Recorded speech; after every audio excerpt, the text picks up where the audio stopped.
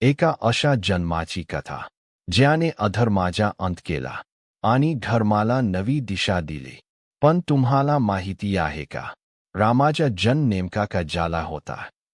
ही कथा आहे अयोध्या नगरीची, समृद्ध, शांत आणि धर्माने भरलेली, जिथे राज्य करत होते राजा दशरथ.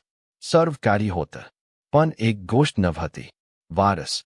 अपत्यप्राप्तीसाठी त्यांनी पुत्रकामेष्टी यज्ञ केला आणि त्या यज्ञातून मिळालेल्या प्रसादामुळे जन्म झाला 4 राजकुमारांचा, राम, लक्ष्मण, भरत आणि शत्रुघ्न.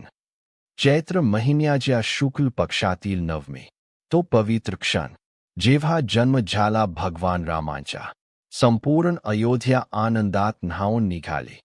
हा फक्त एका राजपुत्राचा जन्म नव्हता, हा होता धर्माचा अवतार.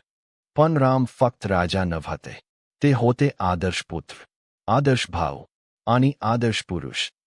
राज्य मिळण्याऐवजी त्यांना मिळाला 14 वर्षांचा वनवास, पण त्यांनी कधीही तक्रार केली नाही. कर्तव्याला त्यांनी नेहमीच प्राधान्य दिलं. सीता आणि लक्ष्मणासोबत त्यांनी प्रत्येक संकटाचा सामना केला आणि शेवटी रावणासारख्या बलवान राक्षसाचा अंत करून अधर्मावर विजय मिळवला. रामन मी आपल्याला शिकवते की सत्य